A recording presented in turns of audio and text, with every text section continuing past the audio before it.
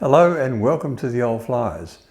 Dangerous materials such as explosives and radioactive substances are able to be transported as cargo by air provided strict guidelines are met. Passengers are prohibited from carrying these on board. They are unable to take weapons and firearms, fireworks, knives or any other sharp-edged object, explosive materials such as marine flares and chemicals, flammable materials such as lighters, toxic, infectious or hazardous or corrosive materials including mercury, certain tools such as hammers, drills and large screwdrivers, self-defense items such as pepper spray and lasers, large electronic devices including e-scooters and certain sporting equipment such as baseball bats.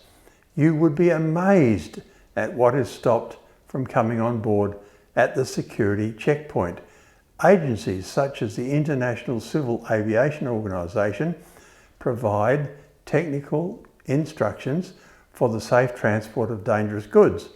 They detail guidelines on packaging, labeling and handling explosive materials. The International Air Transport Association provide regulations offering detailed instructions on how explosives and other dangerous goods should be classified, packed and handled during air transport. Explosives must be carefully packaged in materials that meet specific standards to minimize the risk of accidental detonation.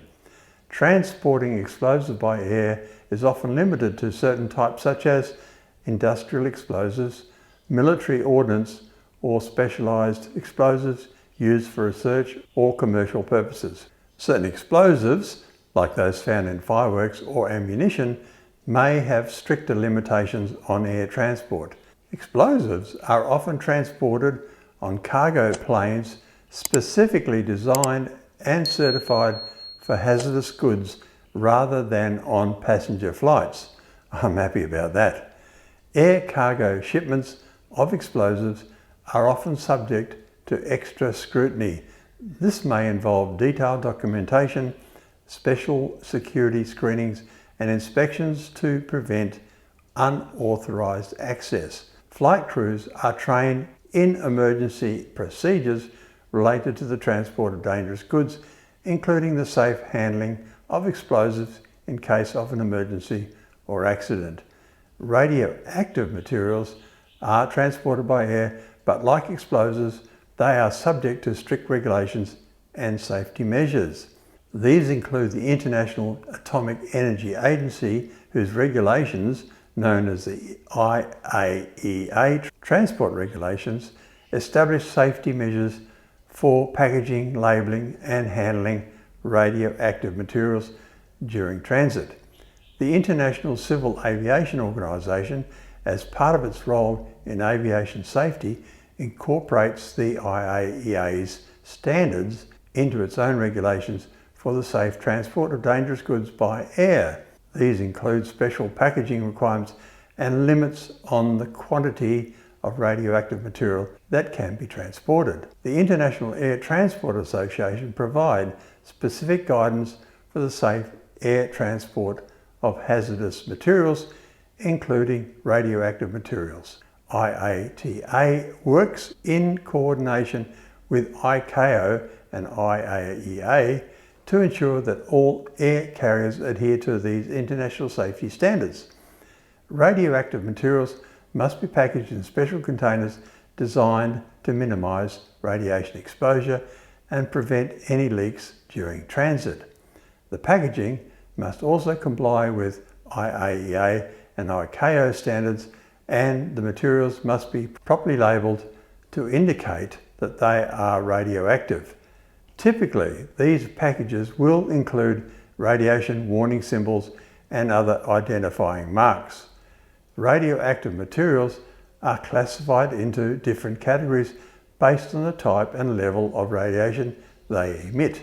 The classification of radioactive materials are Type A packages, used for radioactive materials that pose a relatively low risk. Type B packages, used for materials that could pose a higher risk, in the event of an accident, such as higher activity radioactive substances. Accepted packages. These are small amounts of radioactive materials that are not expected to pose significant risk under normal transport conditions. Quantity limits. There are strict limits on how much radioactive material can be transported by air depending on the classification of the material. Higher activity materials are subject to more stringent controls. Special cargo aircraft. High-level radioactive materials are often transported in special cargo aircraft that are equipped to handle hazardous materials safely.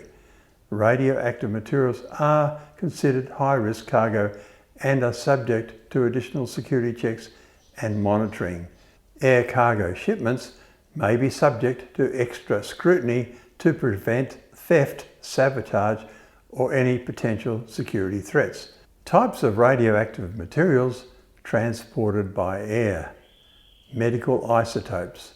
These are commonly used in diagnostic imaging and cancer treatment and are often transported by air to hospitals and clinics. Nuclear fuel. This includes both enriched uranium and other fuel elements used in nuclear reactors.